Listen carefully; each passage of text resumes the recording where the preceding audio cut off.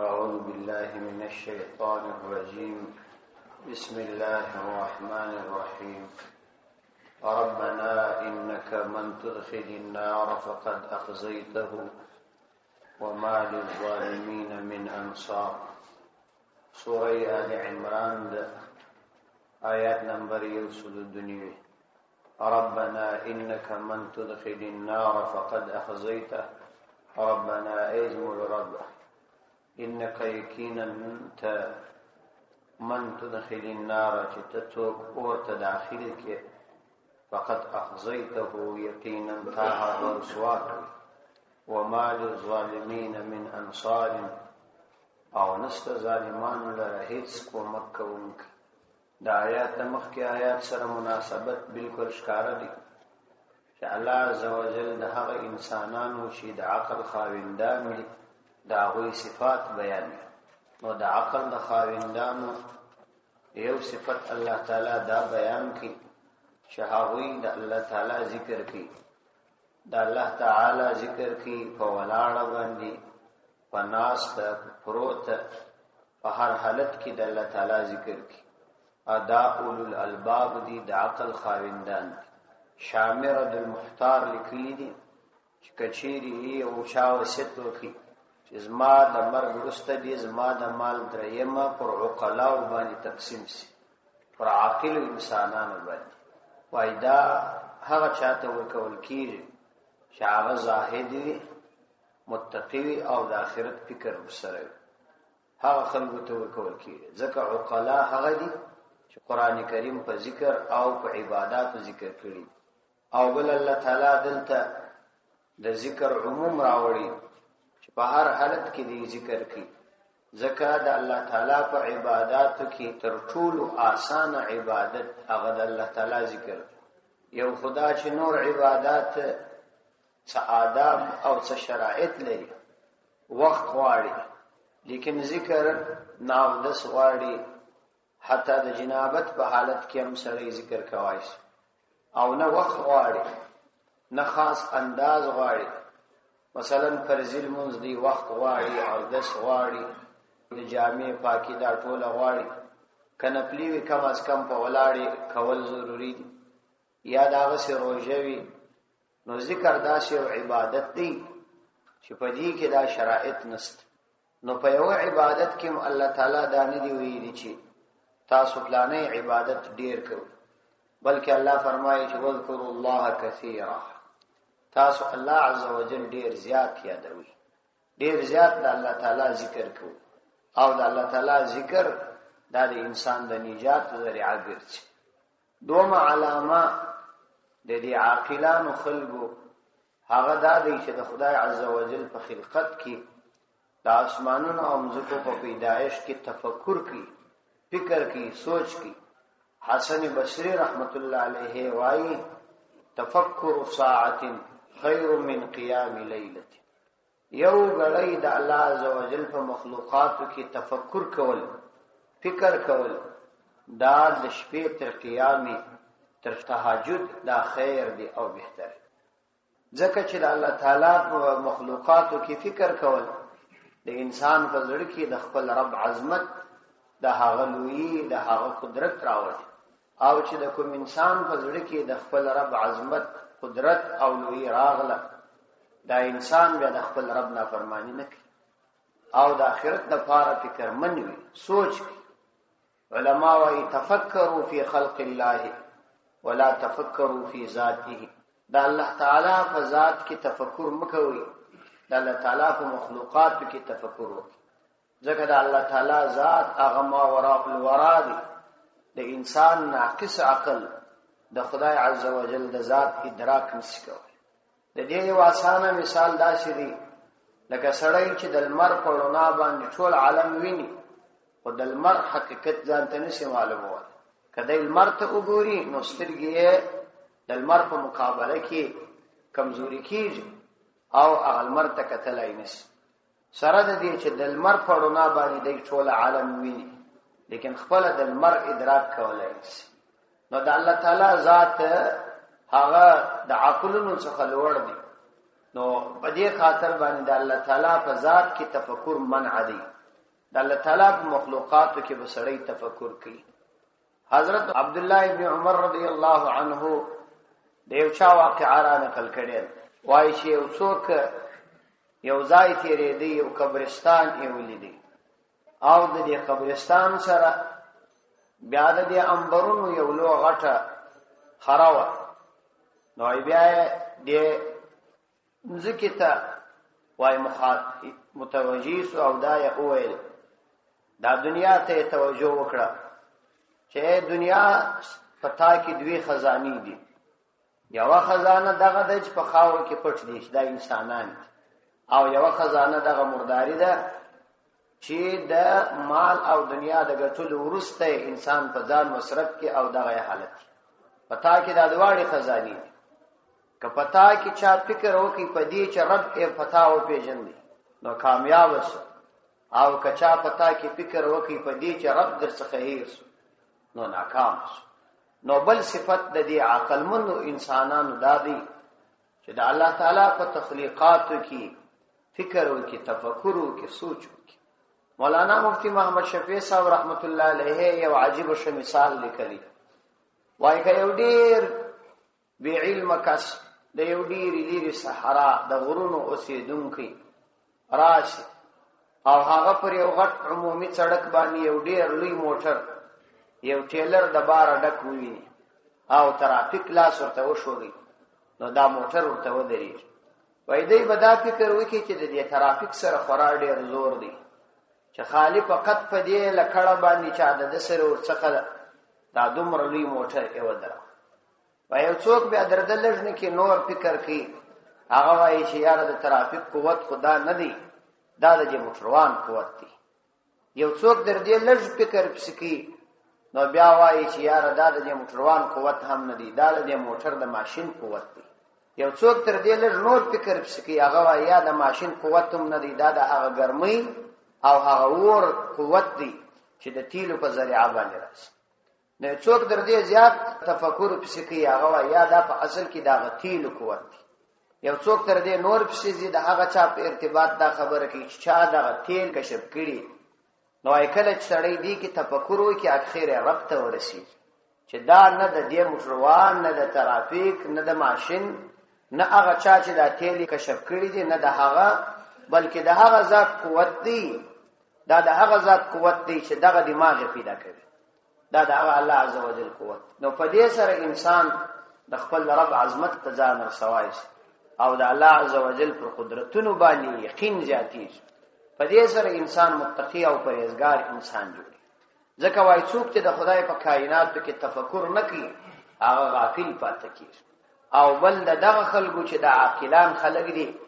د دوی دا وینا چې ای زموږ ربه تا دغه دومره کائنات دا عبث نه پیدا کړي، بلکې دا دومره کائنات دي د ډېرو بې شمارو حکمتونو سره پیدا کړي. هر شی چې په دې عالم کې دی په دې کې د الله تعالی زیات حکمتونه او مصلحتونه. ځکه الله تعالی ته زمانه د اوس او د لزر کاله بعد زمانه یو ده، هیڅ فرق نه ورته. الله تعالی د زمانه څخه پاک دی. نو د اوس حالت او لزر کاله بعد چې کوم حالت راځي الله ته یو. ځکه الله تعالی د حکمتونو حکیم ذات. دا خو بنده ته د سبا علم نسته بیچاره، نو دی د یو شی په باره کې حکمت نشي بیانولی. نو دی دا وایي چې ای زموږ رب تا دا دومره کائنات د عبث نه دي پیدا کړي او تا ته دې پاکي وي چې موږ به تا ته دا نسبت کوو چې دا دي عبث پیدا شي او موږ د جهنم د عذاب نه وساتو. دا د دې عاقلانو خلکو وینای. علماء لیکلي دي چې دغه دعا که سړی ویل چې ربنا ما خلقت هذا باطلا سبحانك فقنا عذاب النار، هغه کس چې وسوسې ډېرې ورولېږي وایي، خصوصا ځینې کسان سودایان شي او په زړه کې مختلف قسم فکرونه او سوچونه پیدا کېږي، د هغو دپاره وایي دا بهترین علاج. او دا تجربه ده، ما څه چې چا د دغه په ارتباط پوښتنه کړې، ما دا آیات ورته ښودلي 11 واره چې د هر لمانځه وروسته وویل شي او پر دې خپل زړه باندې راسته لاس ونیول شي، نو دغه وسوسې او غلط فکرونه به الله د ذهن وباسي. ځینې کسانو سره غلط فکرونه پیدا کېږي، نو د هغه شرعي حکم دادی چې د سره دغه وسوسې او فکرونه پیدا کېدل نو وایدا دي په خله باندې نه اظهاري د زړه کیفیت پروا نه ده ځکه وای هم دا عین ایمان دی چې د سړي سره دا شان پیدا کیږي وقنا عذاب النار ربنا انك من تدخل النار فقد اخزيته نو دا مؤمنانو یو دا دعا دی دا درخواستونم د خپل رب څخه ربنا ازمر رب انك يقينا انت من تدخل النار چې ته داخل کې څوک اورته فقد اخزيته نو یقینا تا رسوا کی نو موږ د جهنم د اوره پناه ځکه غواړو چې د جهنم اور خو رسوایی ده او رسوایی شدید شرم او شدید عذاب محدثینو لیکلي چې یو کس به د جهنم په اور باندې تر ډیرې زمانه خوشاله لیکن د آخرت د ورځې پر رسوایی به خوشاله وي ولدا چې د آخرت په ورځ باندې و تمام عالم ته د انسان عیوب ښکاره شي او هر انسان څومره ډیر عیوب لري او موږ داسې عیوب یو سړی هغه عیب د هر چا څخه پټوي د کوروالا څخه پټوي د اولاد څخه پټوي نه به لیکن دا عیب د قیامت په ورځ باندې ښکاره کیږي شیخ عبدالقادر جیلانی رحمت الله علیه دا پیرانی فیر رحمت الله علیه دا وای حرم کې ولاړو او جړلې چې الله خلق ما د بزرگ او د عالم په نامه پیژني او خلق ما ته عقیده لري خدای کزما اعمال بدوي او کما کې ډېر عیوب وي په د قیامت په ورځ باندې ماړوند راپورته کم از کم دون خوي چې زه خلق نه وي خلقو ته زلي دلم اخو جلاخ او په انسان باندې وای اول د انسان ورون او د انسان ورغوي شایعه ربنا انك من تدخل النار نو موږ د دوزخ د اور پناه ځکه غواړو ای زموږ رب یقینا ته چې اور ته څوک داخل کړي نو یقینا تا رسوا کوي وما للظالمین من انصار او نست ظالمان لره یا کوم چا چې اصلي سزا دوزخ تجویز شوی وي نست هغوی لره من انصار کوم مددگار هغوی هیڅ مددگار نه لري او استاد وعده ده ای الله چې تبا ایمان خاوندان نه رسوا کوي او هم دې سره د نصرت وعده کړي او ایز موږ رب موږ ایمان راوړی دي او استاد څخه مودا وشتنه کړي چې د کفر سموږ بیزار او حفاظت مو وکړي او د ایمان اصلي مقتضا چې د جهنم نجات دی هغه راکړي نو موږ پر دغه ایمان او توحید باندې ستا د مخلوقات څخه استدلال ستا پر وجود وکړي اوس یو بل نقلی دلیل بیانو ربنا ازمل رب اننا سمعنا مناديا ينادي للإيمان ان آمنوا بربكم فآمنا ربنا ازمل رب اننا سمعنا یقینا مجاورد المناديا د یو आवाज کوونکی په ارتباط باندې ینادي چې आवाज وکاوه للإيمان د ایمان طرف ته او دا ویل ان آمنو بربکم چې خلق ایمان راوړي په خپل رب باندې نو موږ دغه आवाज کوونکی आवाज واورېدی فآمنا نو ایمان مراوړي ربنا ازم رب فاغفر لنا ذنوبنا وكفر عنا سيئاتنا ازم رب مر مغفرت وکړه ذنوبنا ازم د ګناهونو وكفر عنا سيئاتنا او ورجوز مرتقى گناهنا وتوفنا مع الابرار او وفات کړه مع الابرار د نیکانو خلق سلام ربنا اننا سمعنا یعنی مخکمو اے الله د توحید او د ایمان د پار ستا مخلوقاتو کې تفکر وکړي او عقلی استدلالات مو وکړل ستا پر توحید باندې نو دا هغه سره اے الله د توحید د پار ستا دراوی رسوي پیغمبر خبره هم ومنل چې دا نقلی دلیل او په دې کې ضمنن د رسالت د عقیدې ته هم اشاره چې د توحید د عقیدې سره د رسالت عقیده د پیغمبر علی السلام د نبوت عقیده هم ودرلوده. ربنا ازمون رب اننا سمعنا یقینا مجواوریدل منادین دا یو آواز کوونکی په ارتباط باندې چې یا بلا واسطه یا بل واسطه ینادین شاغه آواز کاوه خلق لرا للایمان د ایمان طرف ته خلق د ایمان طرف ته رابلل او دای خلق ته ویل ان امنو بربکم چې اے خلقو تاسو ایمان راوړئ بربکم په خپل رب باندې یعنی الله تعالی په ذات او صفاتو کې واحد و بلی فآمنا نمج ایمان راوړي الحمدلله. ربنا ایزم رب فاغفر لنا ذنوبنا نتوبخش ملر ذنوبنا زمج لوی گناهنا وکفر عنا سیئاتنا او ورجوز مشتخ سیئاتنا زمج کچنی گناهنا وتوفنا مع الابرار او مج وفات کا مع الابرار د نیکانو خلق سره یعنی آخری حالت مهم پخند کا مطلب دا چې پر کامل ایمان مو وفات کا د صالحو بندگانو سم وشمره او د آخرت په ورځ مو د صالحانو په جماعت کې راپورته وتوفنا مع الابرار او مج وفات کا مع الابرار د نیکانو سره یعنی پر ایمان باندې مرګ راک. تفسیر مدارک لیکلی دي چې ابرار هغه خلق توای چې متبعین سنت وي چې د سنت اتباع کوي د پیغمبر علیه الصلاۃ والسلام د سنت اتباع کوي. تر دې ځایه پورې خو ټول دعاګانې د منافع وي د مضرات د دفع وي چې اے الله د فلانې ضرر را څخه دفع کا ګناه مراوره جواب د رسوایی څخه موسات را روانې دعاګانې به د منفعت لپاره چې اے الله مشتدام راک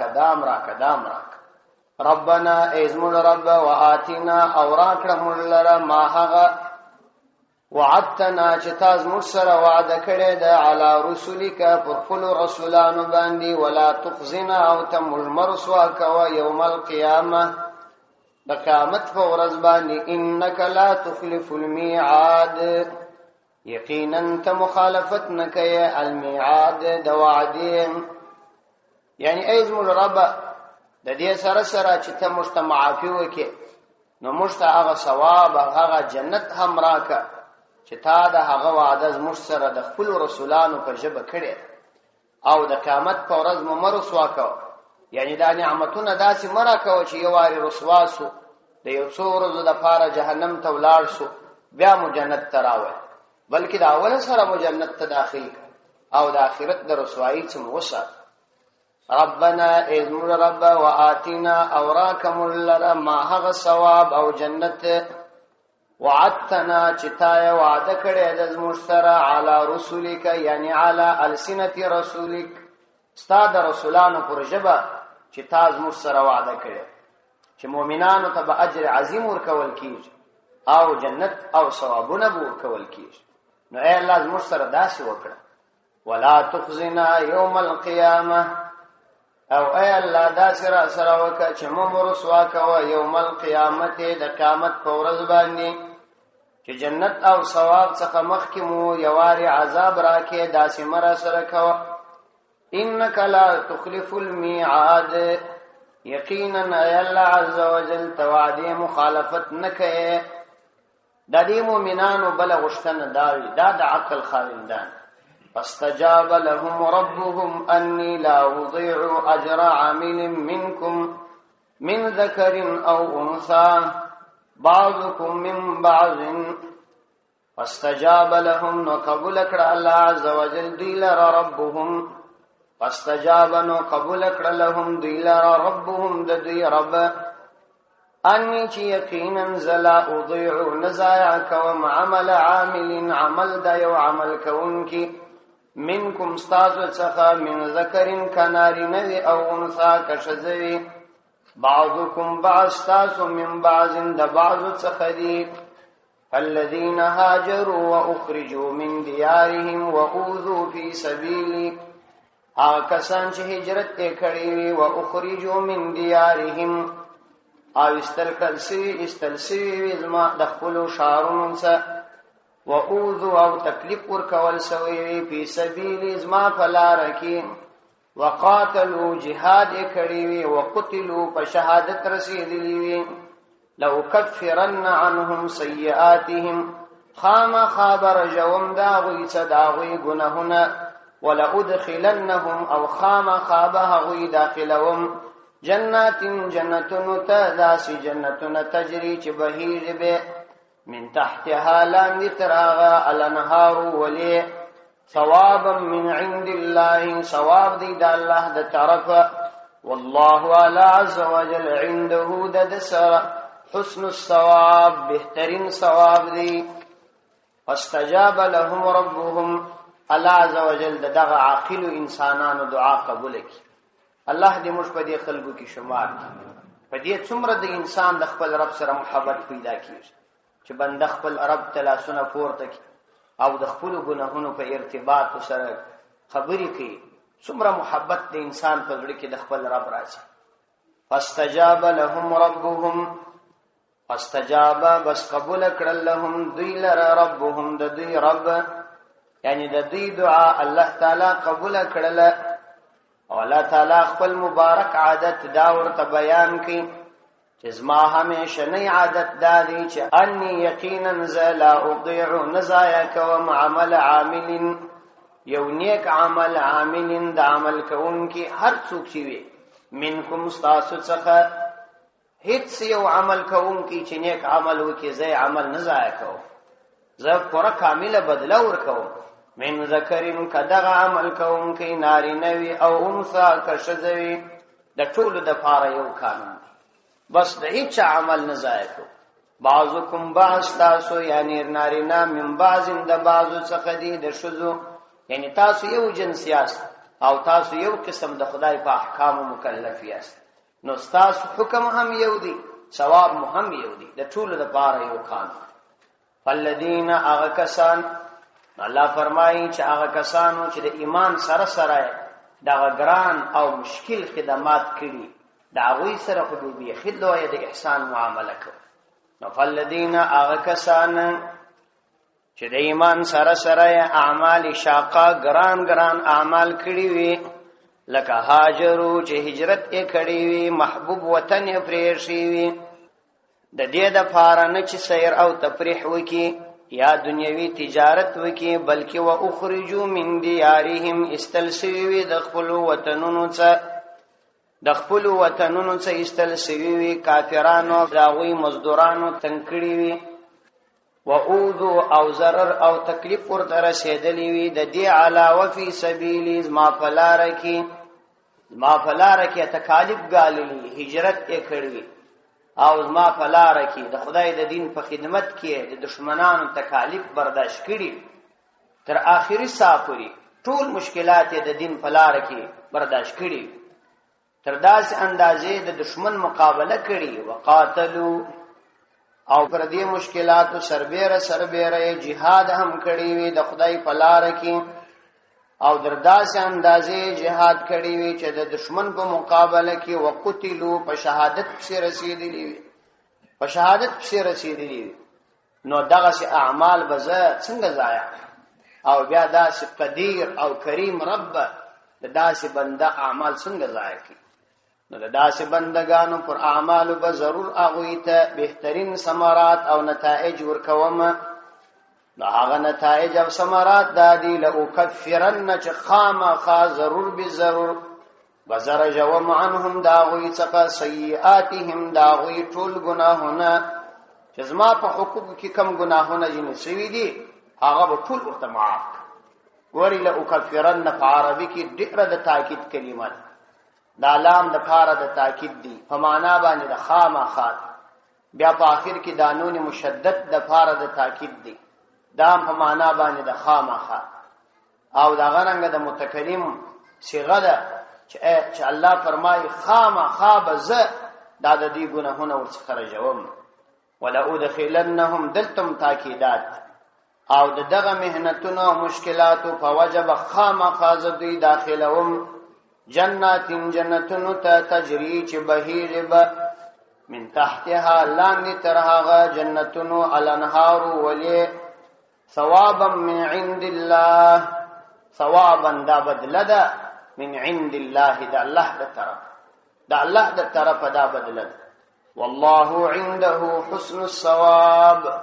والله على عز وجل عنده دا الله عز وجل سره حسن الثواب بهترین ثواب دی دا الله عز وجل سره ډیره بهترینه بدله ده ځکه څوک چې jihad کوي یواري د دې الله عز وجل د عظمت او د الله د دین د ثوابونو ګټه لیدلی هغه بیا د دې کار نه راګرځي عبد الله ابن مبارک رحمت الله علیه څومره لوی محدث دی دا په jihad کې فضیل ابن عیاض رحمه الله ډیر لوی بزرګ دی په مکه مکرمه کې عابد وو په دې کې عابد وو هغه ته یو شی خط لیږلی په خط کې اشعار ورته ویلي يا عابد الحرمين لو أبصرتنا لعلمت أنك بالعبادة تلعب اے دا حرمین عبادت کوونکې کته مشته وګورې چې موږ په کم کار اخته یو ته به پوه شې چې ته په خپل عبادت کې بازی کوې او اے د حرمین عبادت کوونکې ته د خپل سترګو وښکې پر خپل مخ راتوی وې او موږ د خپل بدن وینه پر خپل بدن راتوی او ته د شپې والله عز وجل تجاړه د بدن او د اندامونو تکلیف برداشته او موږ د آسان په دړو او د آسان د ششنی سره د دشمن په مقابله کې ولا ډېر بهترین اشعار وتوي او یوازنی شی چې د خدای عز وجل په دربار کې د ایمان نه ورسته خدای ته ډېر مقبول عمل دی جهاد که جهاد الله ته مقبول عمل نه وای د عظیم کتاب به د جهادي مسائل سره ډکوا تاسو وګورئ هیڅ یو موضوع په قران کې دومره تفصیلی نه ده بیان شوی لکه د جهاد موضوع چې بیان شوی زکات جهاد نسته تاسو وینئ چې په نړۍ کې نن څنګه فتنې نن څه حالت دی دا بنیادی شی یو واحد علاج هغه د خدای په لار کې جهاد دی الله عزوجل دې موږ د خپل حقوق بندگانو سره شمار کړي چې عاقلان خلک دغه دي چې د خدای هر حکم ته چې ورته متوجي سي دا الله حکم بس هغه کوي صدق الله العظیم